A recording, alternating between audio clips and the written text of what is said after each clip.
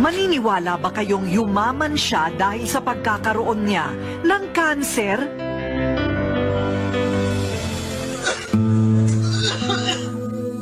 Halos butot balat, hirap nang huminga.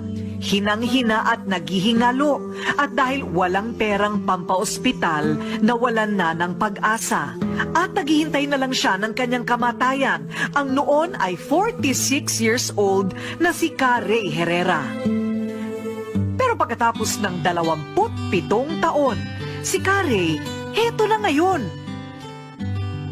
Sa edad na 73 years old, matikas ang tinaningan ng buhay noon. Buhay na buhay at napakalakas pa ngayon. Ang walang kapera-pera noon, level up na ang buhay ngayon.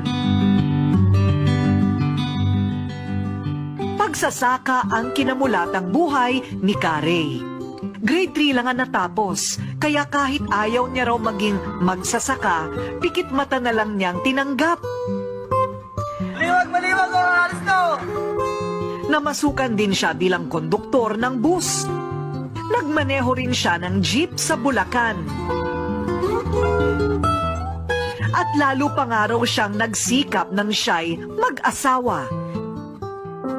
Pero nanatiling mahirap ang kanilang buhay.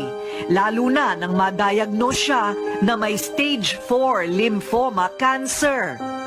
Noong una, ang sakit ko lang po ay high blood, diabetic. Halos 10 taon po ako nagme-maintenance noon. Bigla na lang po akong nanlumo at ang sabi ng doktor, 3 months na lang daw po ang aking buhay. Naisip pa ho ba ninyo na meron pa kayong pag-asa kung doktor na ho mismo ang nagsabi sa inyo na stage 4 at 3 buwan na lamang po ang inyong buhay? Talaga pong inilaan ko ng sarili ko sa kamatayan. Kaisa-isang kasama ko sa buhay, hindi pa ako tinulungan. Kaya nga po noon, gusto ko na pong magpakamatay. Habang naghihintay siya sa araw ng kanyang kamatayan, ang kanyang atensyon biglang nabaling sa kambing. Sa lahat ka ako ng hayop, hindi po nagkakapeste ang kambing. Sinubaybayan ko po yun. Lahat po ng kanin ng kambing, pinakukuha ko sa pamangking ko para ilaga. Araw-araw naglalaga ng iba't ibang dahon at halamang ugat si Carey. Po araw-araw, iniinom ko po. Sa loob po na 1 buwan, nakatayo po ako. Sabi ko, ito lang palang mga damong ito ang makakaluna sa aking karamdaman. Masasabing gumaling po kayo? Opo. Sa iniinom ninyo. Anong sabi ng doktor? Ang sabi nila, yun na inom meron siguro medicine value. Ang kalikasan ang nakalunas po sa aking karamdaman. Nakatuklas siya ng herbal food supplement na maaari raw makagaling sa iba't ibang sakit. Na mula po noon, sinikap ko na tumulong naman po sa iba. Halimbawa, nakabalita po ako ng isang terminal case na pinauwi ng doktor na wala ng lunas. Pinupuntahan ko po yun. Hinahamon ko po ng galing muna bago bayad. Marami na rin ang nagpatunay sa bisa ng kanyang herbal formula. Yung breast ko, cancer na malignant na stage 3 na 2 bote lang na inom ko. Wala na. Almost 1 year ako nasa hospital. Sabi ng doktor, mamatay ni anak nyo. In 1 week lang, nagulat sila. Bigla akong tumayo.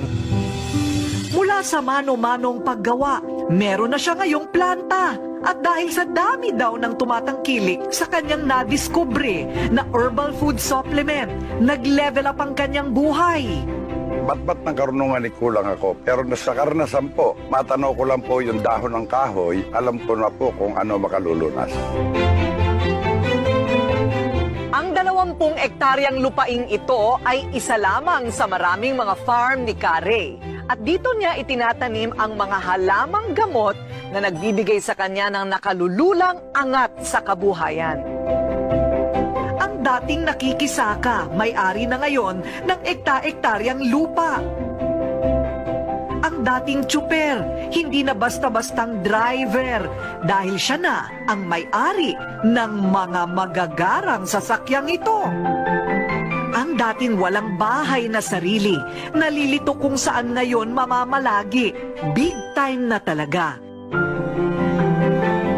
At ngayon po sa edad ko 73, ang pakiramdam ko 40 lang. At ngayon, level up na rin lahat ang buhay ng kanyang mga anak. Lahat po ng tulong na kaya po niyang ibigay sa aming magkakapatid, binigay po niya. Dati po kasi namamasada lang din po kami magkakapatid, maging construction worker.